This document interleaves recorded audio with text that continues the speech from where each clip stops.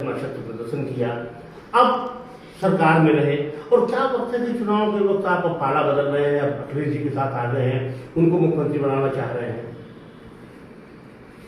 2017 का चुनाव जब बीजेपी के राष्ट्रीय अध्यक्ष थे माननीय अमित शाह जी, तो जिन मुद्दों को लेकर के हमारी उनकी बात हुई कि बाबा साहब डॉक्टर अम्बेडकर जी ने संविधान में व्यवस्था दिया कि हर 10 साल पे जातिवार जनगणना होनी चाहिए। हमने कहा कि 2020 में वो समय आएगा, जातिवार जनगणना करा दो, क्योंकि लंबे समय से जातिवार जनगणना नहीं हो पा रही है। उन्होंने कहा हो जाएगी। हमने देखो, सरकार में बिजली खरीद करके सस्ते रेट में लोग महंगा बेचते हैं, तो गरीबों को जो बिजली या जो मजबूत लोग हैं, अमीर लोग हैं, उनकी धंधा बिजनेस है, नौकरी है, रोजगार है, ठीक है, उनसे आप बिल लो, लेकिन गरीब कमजोर जो लोग हैं उनका बिजली का बिल माफ कर दो। गरीबों का इलाज फ्री है, क्योंकि किसी परिवार में अगर कोई हॉस्पिटल भर्ती हो जाता है तो बर्बाद हो जाता है, तो ऐसे गरीब लोगों का इलाज फ्री में है। एक सामाजिक न्याय समिति की रिपोर्ट जो राजनाथ सिंह जी जब मुख्यमंत्री थे 2001 में, तो उन्होंने सामाजिक न्याय समिति कमेटी बनाई, रिपोर्ट आई कि इस पिछड़ी जाति के 27% आरक्षण को बांट करके हिस्सा दिया। 79 जातियां हैं। जब रिपोर्ट आई तो उसमें खुलासा हुआ कि 12 जातियां ही हिस्सा ले पा रही हैं, शेष जातियां हिस्सा नहीं पा रही हैं। तो उसी आधार पे रिपोर्ट तैयार हुई कि सबको हिस्सा मिले। तो उस रिपोर्ट को लागू करने के लिए हमने अमित शाह जी से कहा। उन्होंने कहा कि लोकसभा चुनाव के 6 महीना पहले इसको हम लागू करेंगे। जब हमने दबाव बनाना, सरकार हम लोग मिलकर बना दिए। सरकार जब बन गई तो बनने के बाद तो जैसे होता है कि बीजेपी को अहंकार आ गया कि हम अपने दम पे सरकार बना दिए हैं, अब हम जो चाहें वही करेंगे। तो फिर उन्होंने उपेक्षा शुरू कर दिया हमारा। हम बराबर, हमके सब कुछ हम बर्दाश्त कर लेंगे, लेकिन मुद्दे जो आपने सामाजिक न्याय समिति की रिपोर्ट है उसको लागू करो। तो आपने देखा कि लखनऊ में माननीय अमित शाह जी एक बार आए, योगी जी से हमारी पंचायत हुई, हम उस समय के ठीक है, हम आपको 1 महीना का टाइम देते हैं। फिर दूसरी बार पंचायत हुई तो उस पंचायत में इतना हुआ कि रिपोर्ट पुरानी है, नई रिपोर्ट तैयार करा लिया जाए। तो माननीय राघवेंद्र सिंह पूर्व रिटायर्ड जज हाई कोर्ट के नेतृत्व में कमेटी 4 लोगों की बनी और वो 30 अक्टूबर 2018 को रिपोर्ट दिया गया। तो रिपोर्ट जब आ गई तो हम दबाव बनाने लगे।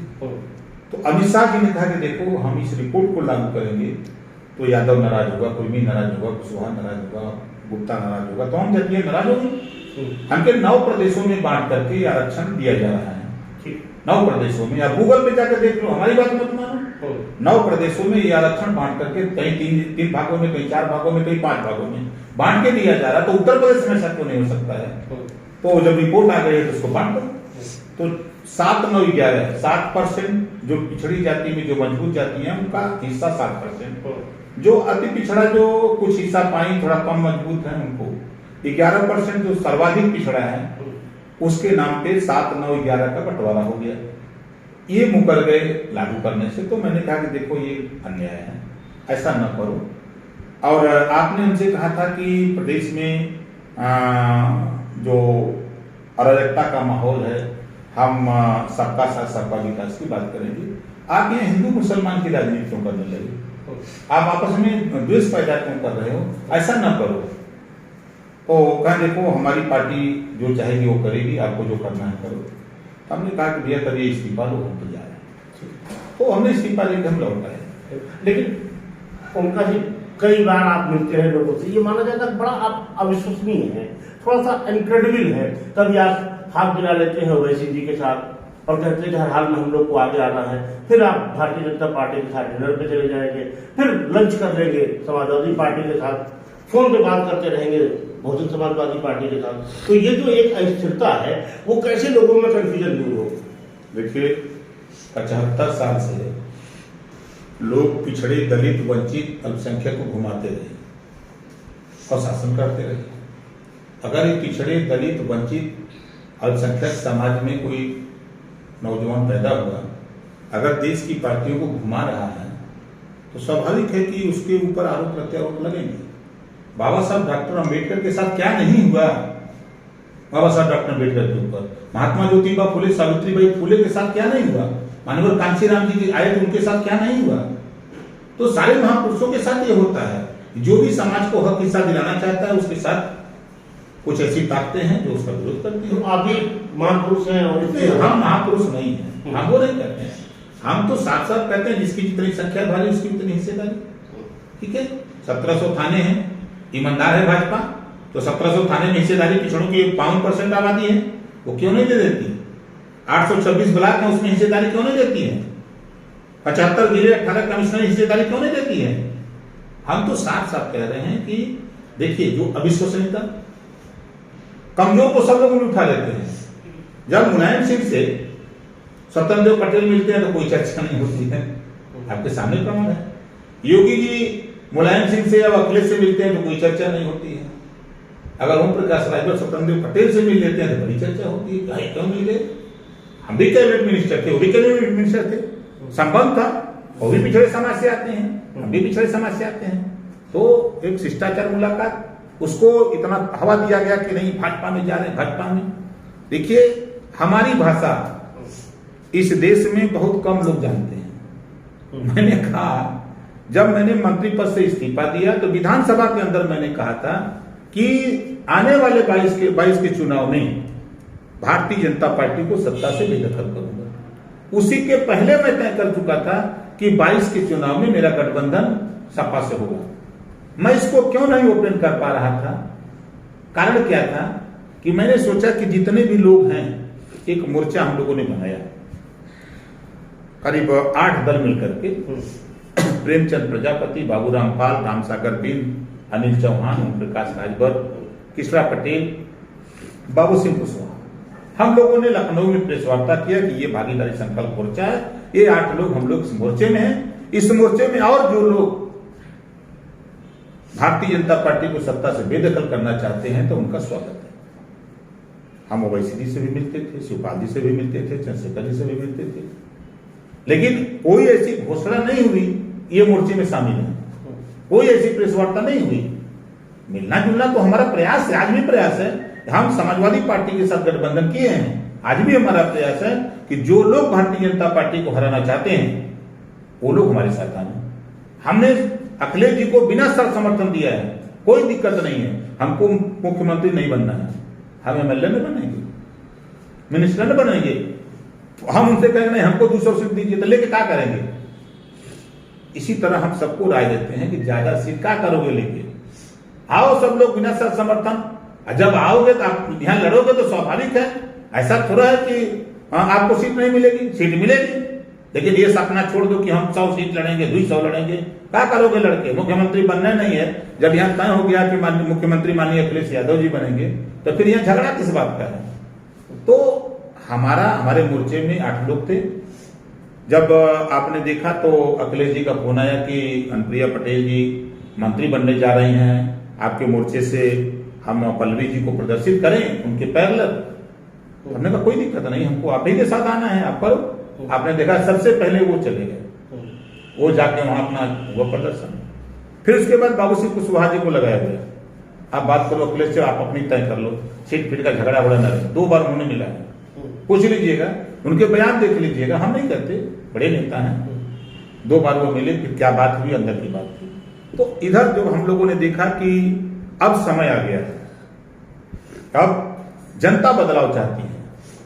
एक दिन यहीं बैठ करके हमने प्रेस वार्ता किया था, तो सिर्फ हमने ये कहा कि भारतीय जनता पार्टी के लिए दरवाजा खुला हुआ है। पहले से कांग्रेस, सपा, बसपा के लिए खुला था, बीजेपी के लिए भी आज दरवाजा खुल रहा है।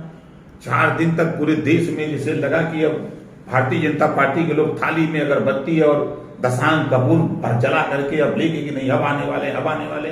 लेकिन उनको ये नहीं पता कि ओम प्रकाश राजभर 3 साल से कह रहा है कि भारतीय जनता पार्टी को सत्ता से बेदखल करूंगा। भारतीय जनता पार्टी डूबती हुई नैया है, तो यही तो है ना, यही कंफ्यूजन। तो दरवाजा काहे लिए खोले हैं, जिसको आपको हराना है उसको उसके पीठ में छुरा भोगने के लिए क्यों दरवाजा खोल रहे हैं। देखिए, दुश्मन को जब मारना होता है ना तो उसको कई दाव लगाना पड़ता है। तो एक दाव था, उनका मनोबल डाउन करना था। जिस दिन मैंने 15 को प्रेस वार्ता किया, 20 तारीख को अखिलेश जी का फोन आया, मैंने फोन खुद किया, उन्होंने भी फोन किया, कहाँ हैं? हमके लखनऊ में मुलाकात आज होगी, तो कहा आइए, हमके वहां सब सिक्योरिटी वगैरह हटाइए, पहले बातचीत हो जाए हमारा आपका। तो मैं यहाँ से गया, 20 तारीख को बातचीत हुई, हम लोगों की बातचीत 11 बजे फाइनल हो गई। उसके बाद उन्होंने कहा कि तब प्रेस वार्ता हो जाए, नहीं हम प्रेस वार्ता नहीं करेंगे, हम आपको राह बता रहे हैं, देखिएगा खेल, हमारी बुद्धि से काम हो। कहा ठीक है, जैसा आप कहिए। तो उन्होंने कहा कि क्या किया जाए, हमके प्रधानमंत्री जी आए हैं आज, एक उनको भी एक खुराक दे दिया जाए। तो हम लोगों ने जब उनका कार्यक्रम 2:30 बजे खत्म हुआ तो 2:45 बजे पहले हमने ट्वीट किया, फिर उसके बाद माननीय अखिलेश यादव जी ने ट्वीट किया। आप देख लीजिएगा दोनों का मुलाकात का, ठीक है, मुलाकात का ट्वीट हुआ कि हम शिष्टाचार मुलाकात हुई है, आगे हम लोग। अब वो ट्वीट पूरे देश में आग लगा दिया, पूरे देश में आग लगा दिया। ये हो कैसे गया, ओम प्रकाश राजभर वहां चले कैसे गए, ये पूरे देश में तहलका मचा दिया।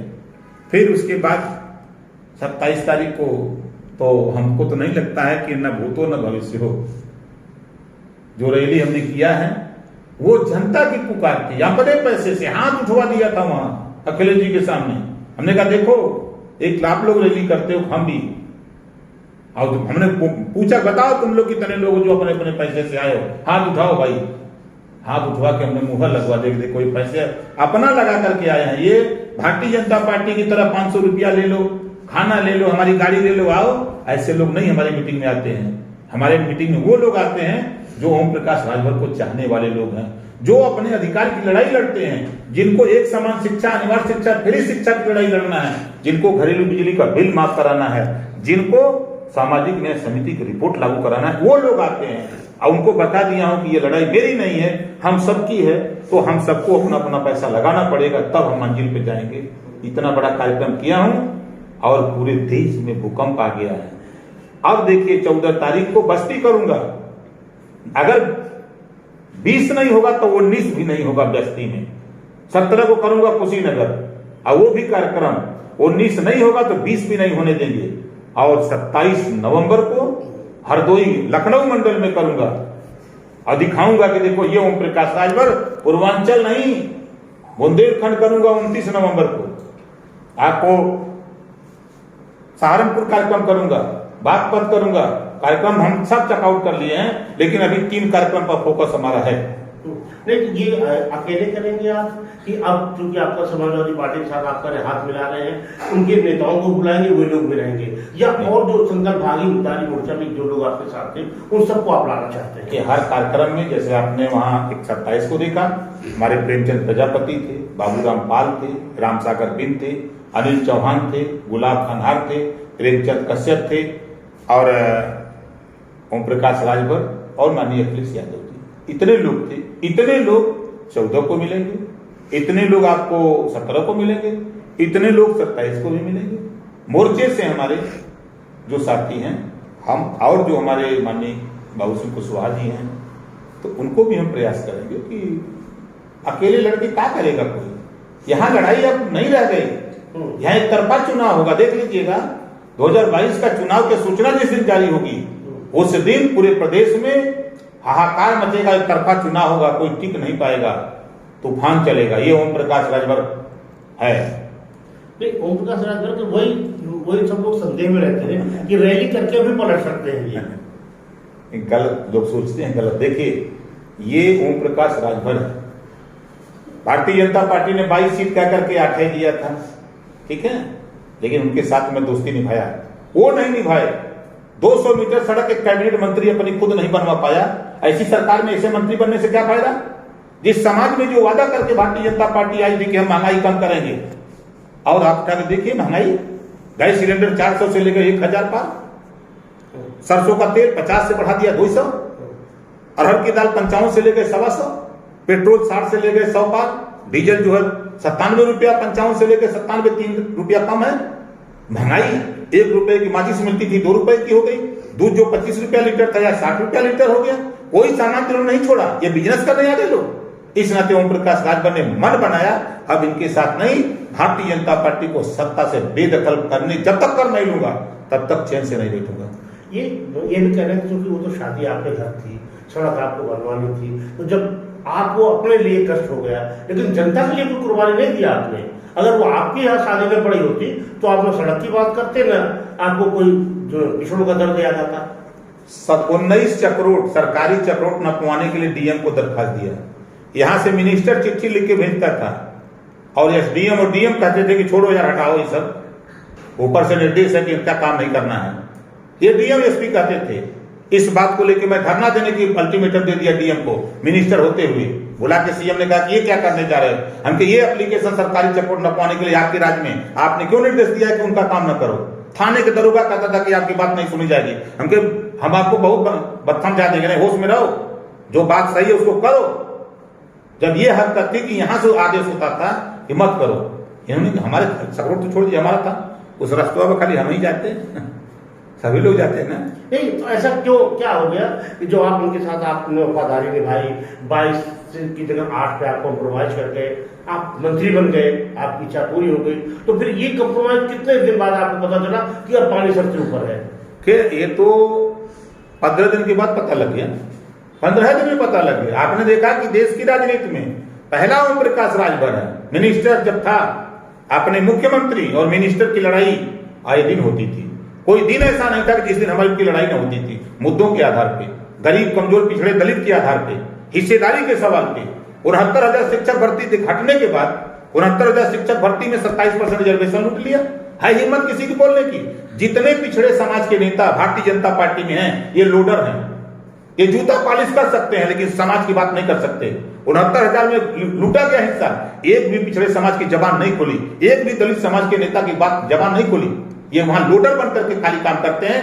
ये एमएलए बन सकते हैं, मंत्री बन सकते हैं, लेकिन समाज के ऊपर लूट, हत्या, डकैती, बलात्कार समाज के ऊपर हो रहा है। ये गांधी जी के 3 बंदर बन के बैठे हुए पिछड़े समाज के लोग। इस नाते हमको गुस्सा आता है कि बाबा साहब डॉक्टर अम्बेडकर ने पावर दिया, अगर तुझे वोट का एक जनप्रतिनिधि चुन के जाएगा तो क्षेत्र की समस्या, समाज की समस्या वहां सदन में लड़ेगा। और यहाँ क्या हो रहा है, 403 विधायकों में हमारे पास 4 एमएलए थे, हम 4 के अलावा उठा के देखिए, किसी की हिम्मत नहीं पड़ती थी बोलने की। लेकिन सदन में अगर बोलता था तो ओम प्रकाश राजभर बोलता था, वंचित, पिछड़ा, दलित, गरीब, अल्पसंख्यक के ऊपर जुल्म, जाति, अत्याचार होता था तो सदन से लेकर सड़क तक लड़ता रहा। ये लोग कह रहे हैं कि चूंकि ओम प्रकाश जी की महत्वाकांक्षाएं बहुत ज्यादा है, हिलोरे मारने को उनके बेचैनी है कि जितनी जल्दी 5 कालिदास मार्ग में चले जाए, और इसीलिए वो किसी के साथ भी समझौता कर सकते हैं, गठबंधन कर सकते हैं और किसी का गला हो सकते हैं। ये भारतीय जनता पार्टी को पता हो गया है कि अब हम दोबारा सत्ता में नहीं आने वाले हैं। 22 में तो यूपी से विदाई करूंगा और 24 में दिल्ली से विदाई करा दूंगा। भरम में न रहे भाजपाई कि हम अकेले जीत के आए थे। 14 साल कोई ठिकाना नहीं लगा। जब ओम प्रकाश राजभर खड़ा हुआ तब जाकर के ऐसे नहीं बोलता है। पूर्वांचल में कल तक हम 153 सीटों पर काम करते थे और आज 403 सीटों पर काम करते हैं। आपको आमंत्रित करता हूं 27 तारीख को आप सादर आमंत्रित आइएगा हरदोई, मत जाइए पूर्वांचल, आइएगा हरदोई। आप देखने के बाद आपको लगेगा कि अब ये ओम प्रकाश राजभर पूर्वांचल नहीं, ये प्रदेश नहीं, देश में एक पिछड़ों की आवाज, दलितों की आवाज, वंचितों की आवाज, अल्पसंख्यक की आवाज बन के निकल रहा है। सर अभी सबसे बड़ी चुनौती क्या लग रही है आपको इस चुनाव में? जिस तरह से भारतीय जनता पार्टी है, डिवाइड एंड रूल है, पैसे का इन्फ्लुएंस है, आप कहते हैं कि पैसा बहुत उतना हमारा समाज शराब पी के उड़ा देता है, तो क्या पैसा, इन्फ्लुएंस, क्या सबसे ज्यादा चैलेंज क्या है आपके सामने? जनता बदलाव चाहती है, कोई चैलेंज नहीं है। अच्छा आप बताइए, ये एक छोटी सी रैली मैंने किया, एक छोटी सी हमारे हिसाब से छोटी सी रैली हमने किया, और सबसे ज्यादा अगर परेशान है तो भाजपा ही। इनके पास रुपया है, इनकी सरकार है, सारे संसाधन इनके पास है, ये काहे परेशान है? उससे बड़ी रैली करके दिखा दे। तो अनिल राजभर ने चैलेंज स्वीकार किया है, वो करने जा रहे हैं। लोडर की बात करते हैं, लोडर अरे मालिक कोई बोलता तो समझ में भी आता, ये लोडर लोडर कितना जुटाएगा लोडर को?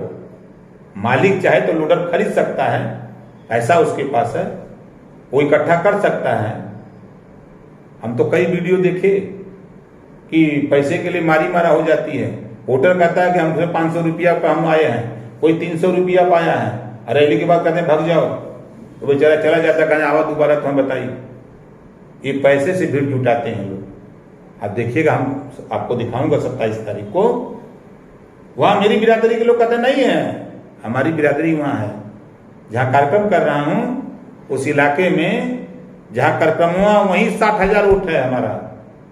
खाली संडीला में, महोली में 50,000 है, मिश्रिक में 40,000 है, और हरदोई की 8वीं विधानसभा में 30,000, 25,000, 35,000 वोट है। सीतापुर में 9 विधानसभा में वोट है, उन्नाव में वोट है, लखीमपुर में वोट है। ये जानते नहीं थे लोग ने, अब हम जनाना शुरू किए हैं। 27 तारीख को देखिएगा ना, भारतीय जनता पार्टी दिनवे में फैयाए लगी, जैसे लोग वो देखते हैं सपना में, तो वैसे जैसे भूत देखे क्या कहते हैं डरते हैं, वैसा ही 27 का कार्यक्रम हो जाएगा। दिनवे में ओम प्रकाश राजभर झुआ झुआ कर हाय ओम प्रकाश राजभर, हाय ओम प्रकाश राजभर, झुआ उठेंगे सब, देखिएगा ना। ठीक है सर, एक चीज बताइए, जो आप कह रहे हैं तमाम छोटे दलों को आप एक साथ लाना चाहते हैं, अभी भी उससे प्रयास चल रहा है कि अभी हो सकता है समाजवादी पार्टी और आपके साथ और तमाम लोग मिले आपसे और उनको अपने मोर्चे को बढ़ाया जाए? और आपको क्या लगता है कौन वो लोग हैं जो बीजेपी को हराने में आपकी मदद कर सकते हैं और अभी फिलहाल आपके साथ नहीं है?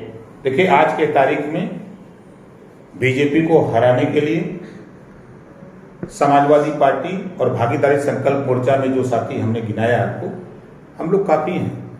अब इनके सामने कोई टिक नहीं सकता है। देख लीजिएगा, रिजल्ट आपको सामने आएगा। जब अमित शाह जी से हमारी बात हुई तो मैंने कहा कि पूर्वांचल में आपको 125 सीट जितवाऊंगा। तो उन्होंने कहा कि अभी वोट नहीं पड़ा, अभी इतनी गारंटी दे रहे हैं। आप मैं कह रहा हूं ना, आप देख लेना। चुनाव हुआ, मैं तो वोट नहीं डाला था उस समय। चुनाव हुआ, चुनाव के बाद 124 सीट जीते। मिला, अमित शाह जी ने कहा कि यार कैसे तुम जानते थे? हमके जैसे तुम जानते हो वैसे हम जानते हैं। और आपको बता रहा हूं 2022 में अखिलेश यादव जी को शपथ दिला करके मानूंगा। और इसमें और जो हमारे साथी हैं, चाहे वो कहीं भटक रहे हों, ऐसे सभी साथियों से कहूंगा कि आओ, और नहीं तो फिर किनारे कोई देखेगा नहीं। चुनाव के बाद लोग रिजल्ट जानना चाहते हैं कि कैसे जीतला। अब लोग जो बताना होता कि हार गए, तब का लड़ा लेते उन्होंने। ये होता है जनता का विश्वास। ओम प्रकाश राजभर ने 19 साल में आज जनता का विश्वास जीता हूं।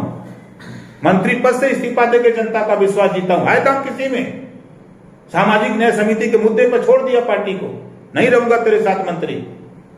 और सदन से लेकर सड़क तक लड़ता हूं, चाहे बंजारा हो, खंघार हो, आरक हो, वंशी हो, प्रजापति हो, पाल हो, बिंदु, केवट हो, मल्ला हो, पासवान हो, गोंड हो, नाई हो, लोहार हो, कहार हो, दुसाद हो, सारे जाति को लेकर के मैं चलता हूं। तो लोगों को विश्वास जगा कि नहीं, एक नेता है जो हमारी लड़ाई लड़ता है।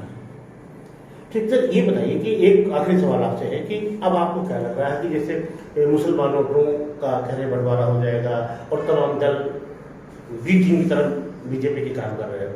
दूसरा, जिस तरह से क्या आपको लगता है कि डेवलपमेंट के मुद्दे को छोड़ करके प्रदेश में चुनाव हिंदू मुस्लिम भी हो सकता है? होता था, अब नहीं होगा। अब हिंदू भी समझ गया है कि हिंदू खतरे में नहीं है, भारतीय जनता पार्टी की कुर्सी खतरे में है। हिंदू में दो कैटेगरी है, एक बड़ा हिंदू, एक छोटा हिंदू। बड़ा हिंदू छोटे हिंदू का, छोटे भाई का हिस्सा लूट रहा है हिंदू बना करके। तो ये छोटा भाई समझ गया कि बड़का जनता लूटा था माल हमारा, हम देत ना बा। तो कहता जो तही हिंदू रहो, हम हिंदू न रहो। हम अपनी जातिवार जनगणना कराऊंगा, गिनती कराऊंगा। हम अपने बच्चे को शिक्षा, स्वास्थ्य, रोजगार, नौकरी के लिए जो बजट यहाँ से अलाट होता है प्रदेश और देश से, वो बजट अलाट करा करके हम अपने बच्चे, अपने परिवार के, अपने समाज का विकास की लड़ाई लड़ेंगे। हम हिंदू मुसलमान की नहीं लड़ेंगे। ये समझ चुका है। एक कितनी बार धोखा देंगे। बिलार गरम दूध पीते समय जल जाती है तो माटा फूक फूक के पीती है, कोई दिक्कत नहीं है। भाजपा जितना चाहे चिल्ला ले, कोई सुने वाला है? कुर्ता फाड़ जाना प्रतापगढ़ में सांसद का, देखा है आपने?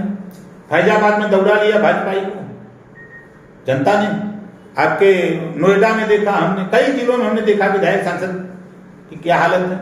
आज स्थिति प्रदेश की ये हो गई है कि ये भाजपाई लोग गए थे बंगाल, ममता जी ने एक नारा दिया, खेला हो बे। तो ये उत्तर प्रदेश है, यहाँ खदेड़ा हो बे। आपने नया नारा दिया, खदेड़ा बड़ा लोकप्रिय हो रहा है।